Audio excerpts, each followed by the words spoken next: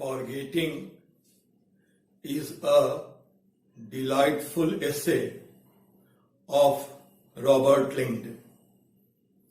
This essay is hilariously funny and extremely entertaining. This essay is full of humor, fun, and amusement. Robert Lynd is very elegant and very charming in this essay. In this essay, he tells us about the root causes of forgetting. What are the reasons that people forget so many things? He also tells us what things, what items people generally forget. He starts the essay by saying that he is amazed by the efficiency of the memory power of normal human beings. Modern man has exceptional memory power. The efficiency of his memory is unique. Modern man remembers the names and addresses of his friends. He remembers the telephone numbers of his relatives, of his comrades. The writer says that people remember the names of great actors and charming actresses. They remember the names of great cricketers, footballers, and notorious murderers. People remember their names and people talk about them in their day-to-day life.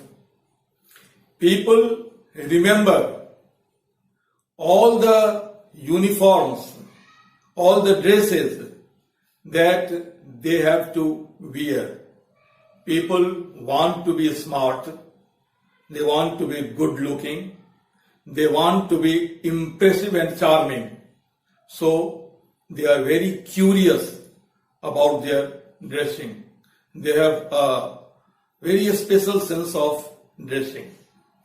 People do not forget to close the door when they go out. They think that if the doors are open, thieves might enter the room and they might steal the valuable things of the house. So, through all these examples, the essayist says that the institution of family survives in modern cities because ordinary people have efficient memory power. Next, Lynd says that in some matters, human memory works less than its usual perfection. He says, people do not forget to take meals. They take their lunch, they take their dinner at appropriate time. But they often forget to take medicines. Normally, medicines are taken before meal or after meal. Still, people forget to take medicines. The essayist said sarcastically that people forget to take medicines. And this habit of forgetting helps chemists a lot. The chemists are able to make huge profit. They are able to sell their medicines to a very great extent because people do not take medicines at proper times. After that,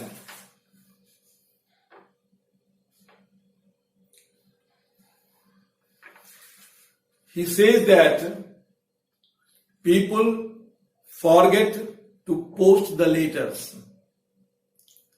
They write long letters, they write love letters, but they don't remember to post the letters.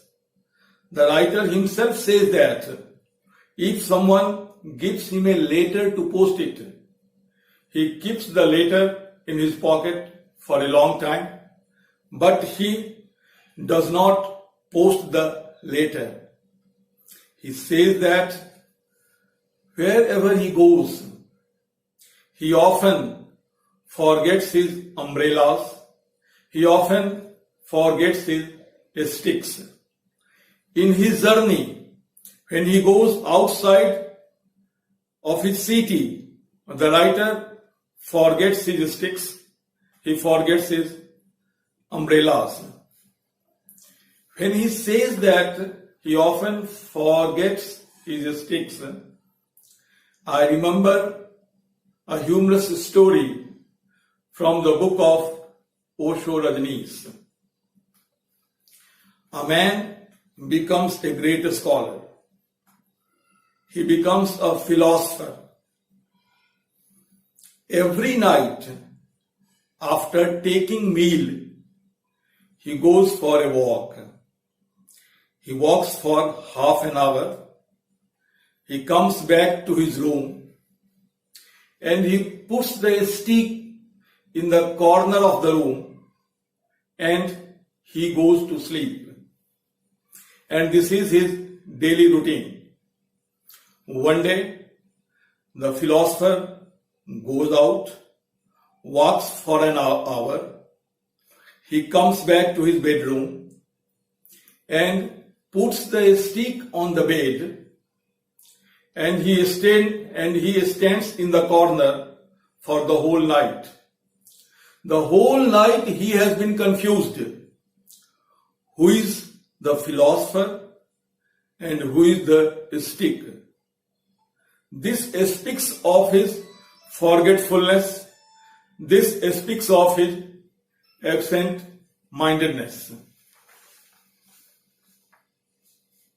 Now, the writer speaks that when he goes to the London railway station, he finds the list of items, list of things which so many travelers have forgotten to take them to their house. He finds a long list and he sees that the young sportsmen, the young players often forget their bats, their balls, and so many things. The defeated players forget things. The winners also forget things. And this is the same case with the anglers. The anglers go to the seashore, they go in the middle of the sea and they try their best. They leave no stone unturned for catching fish. They catch fish, they do hard labor, but when they return home, they forget their angles, they forget their things with which they are able to catch the fish. The writer says that the young players and the young anglers are absent-minded. They forget things because they are the citizens of the dream world. The real world does not give them pleasure, does not give them happiness. So they get lost in the dream world. They want to live in a utopia. At this point, I remember the lines of John Keats, a poet of beauty. Keats said, "Imaginary pleasures are more charming, are more soothing than the real pleasures." In real life, happiness is but an occasional episode in the general drama of pain, as Hardy says. But when you get lost in the world of imagination, when you get lost in the world of fancy, you feel pleasures. And those pleasures are pure, untainted. They do not give you any trouble. And it is for this reason that the anglers and the sportsmen always get lost in the dream world. Now, the writer speaks of great thinkers, poets and philosophers. He says that great thinkers, poets and philosophers were absent-minded people because their minds were full of high ideals and imagination. He tells us about Socrates and St. Coleridge. Socrates was a Greek philosopher. He was a genius. He was a man of letters. He gave a new direction, a new twist, a new turn, a new philosophy to the Greek people. In those days, he propounded innovative ideas that went against the interests of the Greek rulers.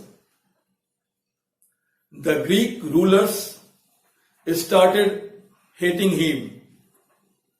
They charged him with false charges. He was brought before the king. The king asked Socrates, "What do you do?"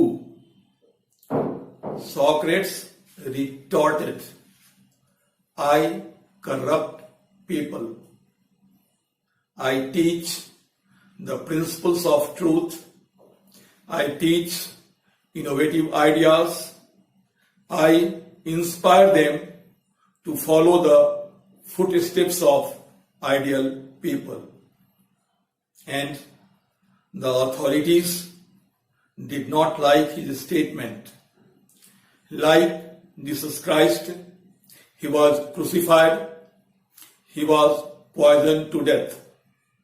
But he became immortal. He is supposed to be one of the greatest thinkers of the whole world. Next, the writer tells us about St. Coleridge. Coleridge was a romantic poet. He was a poet of supernatural elements.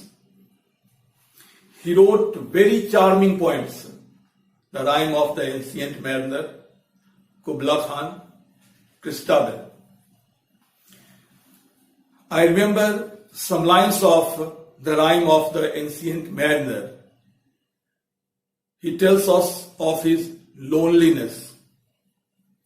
Alone, alone, all alone, alone on a wide, wide sea, and never a saint took pity on me.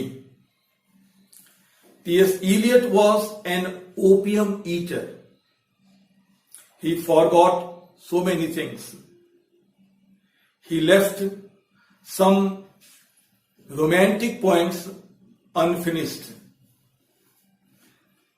That's why Robert Lynd speaks of the absent-mindedness of Socrates and St. Coleridge.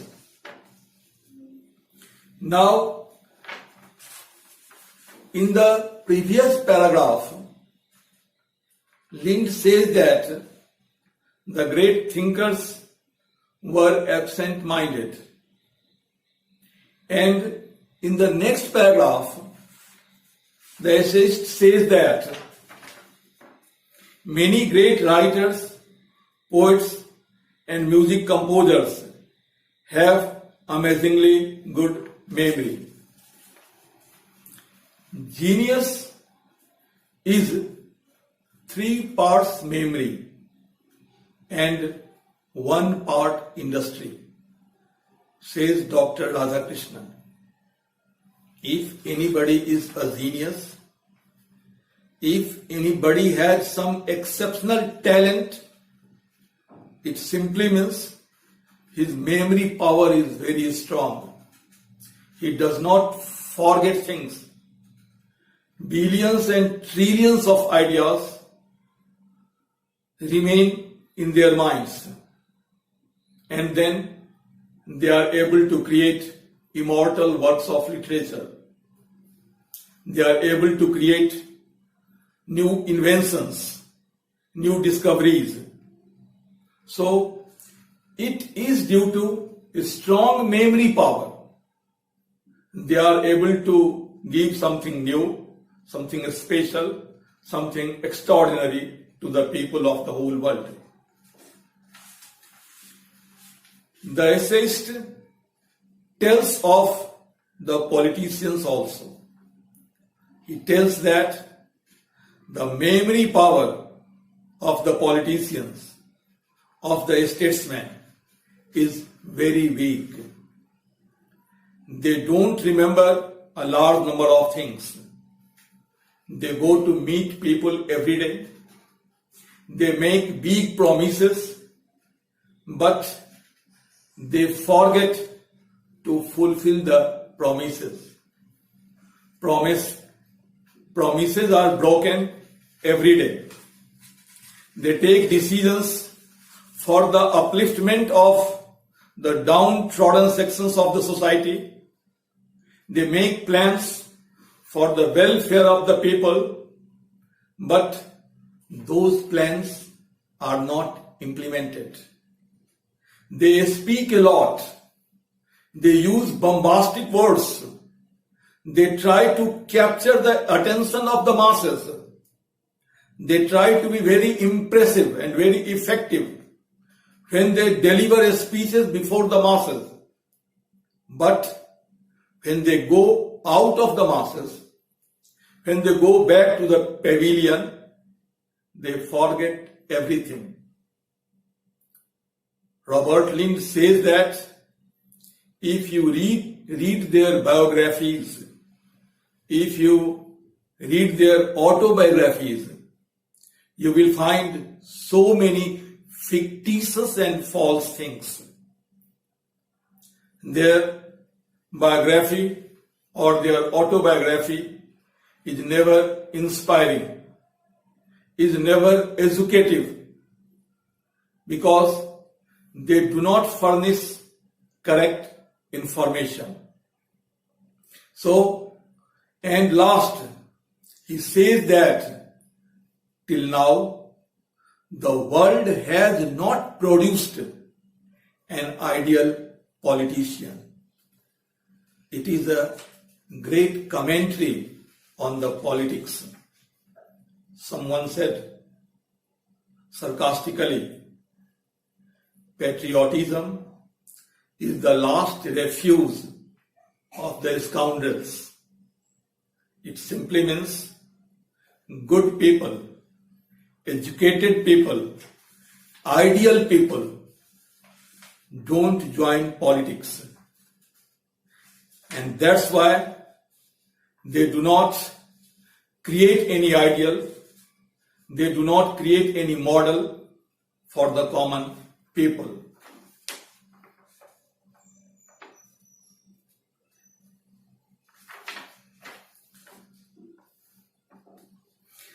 In the last paragraph, the writer says that ordinary good memory is very common. So, if a man does not have a good memory, we call him eccentric. Robert Lynd gives a very humorous and a very interesting story about a man who forgets things. This man has a small boy, a small son. One day, he takes his son out of the house.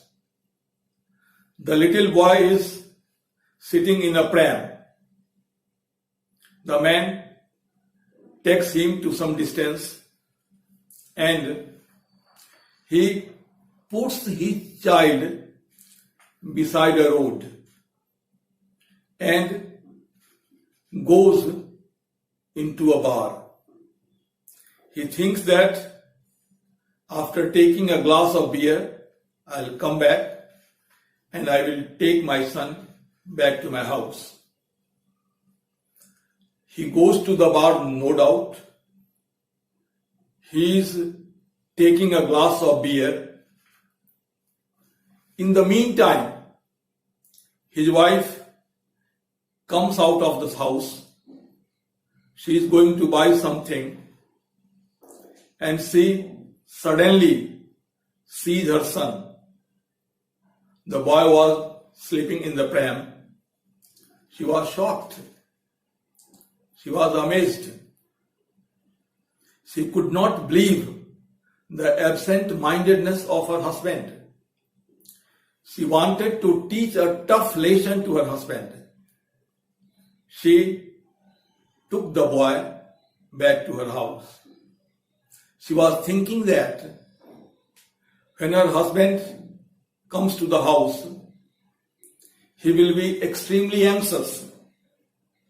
He will be restless. But when the husband comes, he is perfectly normal. He did not remember that he had taken his son with him. He is talking to his wife in a very formal way. The wife is not able to tolerate this situation. She becomes very angry. She gets furious at the husband. And Robert Lynd remarks that very few men below the rank of a philosopher would be capable of such absent-mindedness as this man in the story. So, the whole story is humorous. It is captivating. The remarkable feature of this essay, Forgetting, is its freshness and unsophisticated beauty. Robert Lynd presents his subject to his readers with a touch of lyric grace. Simplicity in word and phrase is the ideal. There is no attempt at obscurity or elusiveness. The triumph of modern English prose consists in the skillful use of the short sentence. The theme, the content of the essay is amusing, and the language of the essay is charming. The content has its own beauty. It has its own elegance. It has its own impressiveness. And the language, the prose style, has its own aestheticism, has its own special beauty. The style is charming. The style is invigorating. It has the biblical simplicity, biblical grandeur, and sublimity. The essay is full of literary allusions, at the same time humorous references. It is one of the best essays of Robert Lynd, and Robert Lynd is one of the best essayists of 20th century.